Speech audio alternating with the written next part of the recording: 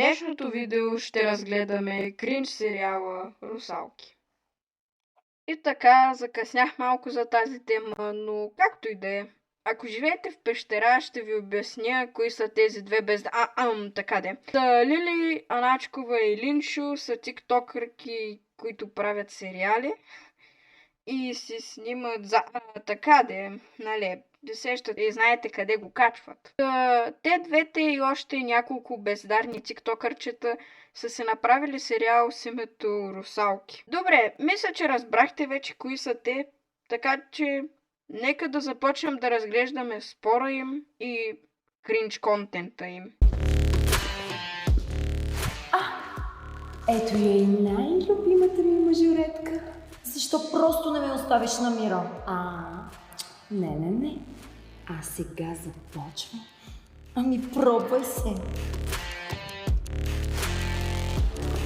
И така, от първите 20 секунди от епизода виждаме как две бездарни костенурки, облечени в костюм на черлидерки, се карат, тях ги гледат bad boys, или поне те така си мислят. Не мога да разбера едно нещо. Толкова ли е трудно да отидеш на курсове на актьорско майсторство и да се научиш поне малко да не приличаш на костенурка? Даже малко ме е жал да сравнявам животинките с тези две жени. Добре, нека да продължим да гледаме. Какво става, брат? Запознай се с моят човек Веско от Б клас. Приятно ми. И на мене. Ти какво правиш, братле? Гаджето ти ли гледаш? Да, човек, пак се правят. Дали? Леле, те ще се избият за тебе, брат. Тя ма отида ги мачкаш. И така. Виждаме как Иванчо, който е готов на всичко, само да си каже "Oh yes, come on baby!" А момчетата го карат да отиде и да ги разтърве. Нека видим какво ще стане. Не се занимавай с нея, няма смисъл.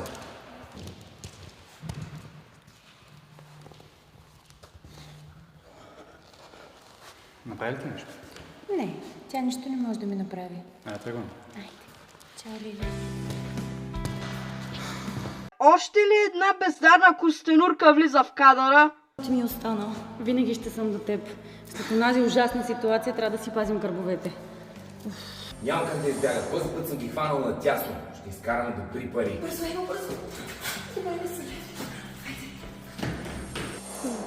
Не искам повече да се сещам за тази ситуация. Аз ги отвлякал или нещо подобно. Не ме съдете строго, защото не съм гледал първия сезон. Честно, не ме интересува. Добре, нека да видим какво става натам. Тръпки ме побиват. Важното е, че сега всички сме добре и сме заедно. Да и аз обаче сега сме само двете и трябва да свикваме с това. Обичам те. Момичета, за нас се случва ли говорите? Да. Нека да не си припомняме нещо толкова гадно.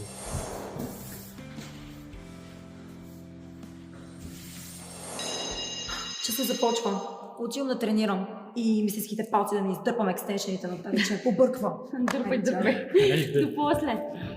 Добре, поне едно нещо го направиха добре и това е, че изкараха правилно Линшо от сериала. А сега ще ви разкажа за какъв спор стана на въпрос Ставрос. Едната костенурка Лили и другата Линшо се скарали. И то не е за какво да е, ами за goddamn парково място! Разбирам да се карате за "Oh yes, come on baby", обаче за толкова тъпо нещо никога не съм чувал хората да се карат. Нека да продължим да гледаме. Хайде ние да влизаме, имаме нов студент по пеене, който ще ни преподава. О, яко! Айде! Това трябваше ли въобще тук да го има? Ще те ударя с стол по главата! Ще те накарам да отидеш на уроци по актьорско майсторство! Чакай малко.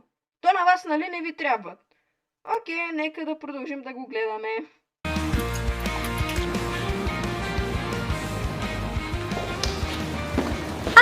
Ти не си ли Петя от Б клас? Да, приятно ми е да се запознаем.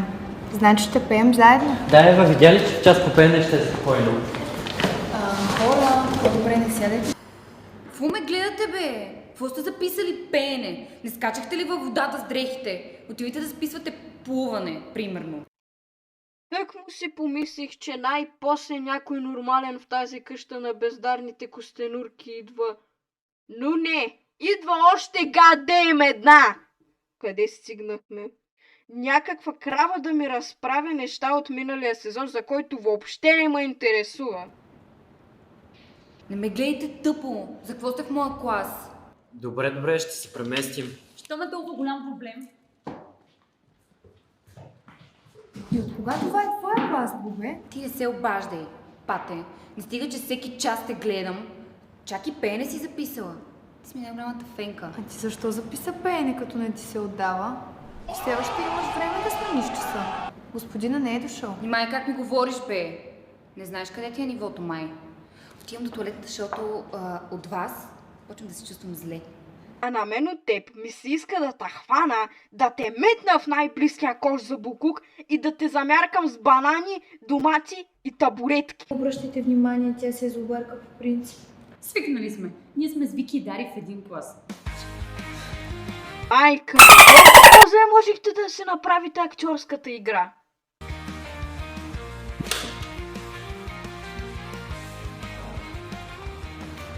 Здравейте, ученици! Казвам се Веселин Николов Весо и като част от студентския ми стаж ще ви преподавам. Това е този, дето има песен в гаража ми. Феррари. Моля ти се, Ева. Или както беше там. Не пей повече, моля те! Кръв започна да ми тече от ушите. Да, 3 ламбургинита. И аз мога да направя песен. Не е нещо особено. Абе, Боби. Вие отзад искате да ми попеете? Не. Той е много известен. Виж колко много последователи има. Е голяма работа, може да сме фалшиви. Боби, прекаляваш. Искам да те питам с какво прекалява, че се опитва поне малко да те вкара в релси.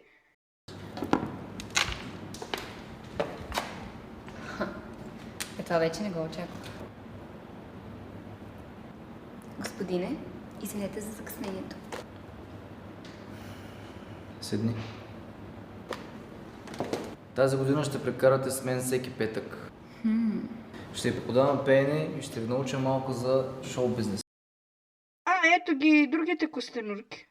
Че аз никога не съм очаквал, че костенурките могат да скачат и да правят танцови движения.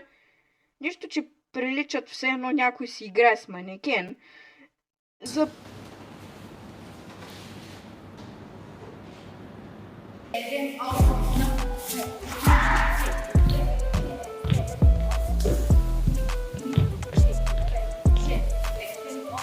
Първи път съм съгласен с физиономията на едно от момчетата.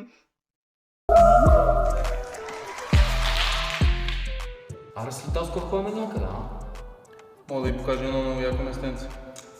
Момчета, да не мога, аз съм здари. Аре, Аре, брат. Беше ми приятно, братле. чао. Беше брутално. Благодаря ти, Кочи. Идваш ли? Ами, ей сега идвам. Изчакай 5 минути.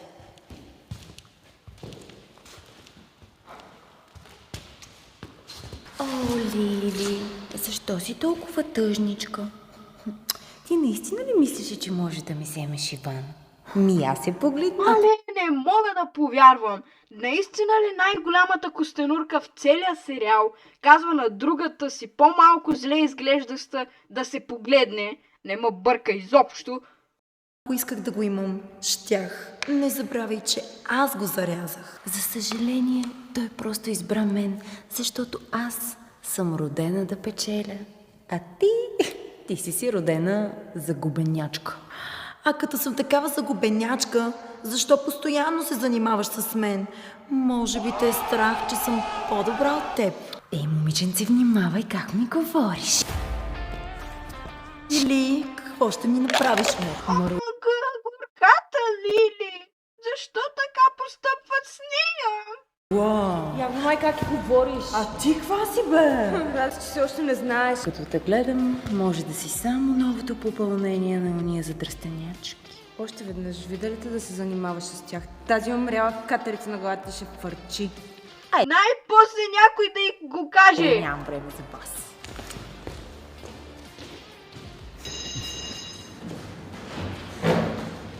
Да. Чао, господине. Беше ми приятно. Ще ти пиша. Това, което се случи между нас, беше преди да ти преподавам. Моля те, не го споделяй с никой. Чакай малко. Те са били гаджета? Да фък, момчето как е още живо? Най-накрая в 8-минутно видео да видя най-после Русалка! Какво ми съскате? Вие не сте змии, най-много сте мишки или костенурки.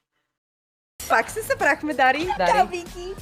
Бубе, ти официално си част от нашата партия. Да, каква по дяволите партия? Партия на загубенячките или пък партия на бездарните, а?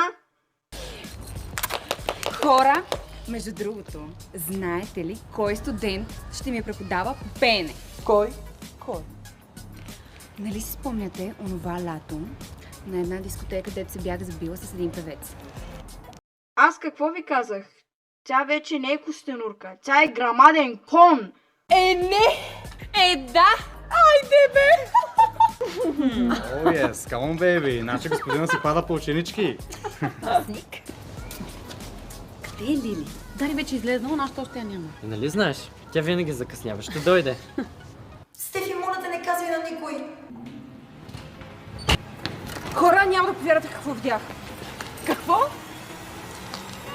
Лили е... Това е? Костенурка? Русалка? Няма да го разберете в това видео, защото кринджометъра ми се вдигат до небесата. Добре, нека направим обобщение. В сериала Русалки няма нищо професионално. Всичко е много кринж и като цял сериалът е направен за тапаци. Искам да отправим молба към хората, които имат малък брат или сестра. Моля ви се, ако видите, че той или тя гледа този сериал, просто букнете канала на Лили, защото това никак не е добре за малки деца. Надявам се да съм помогнал на някой.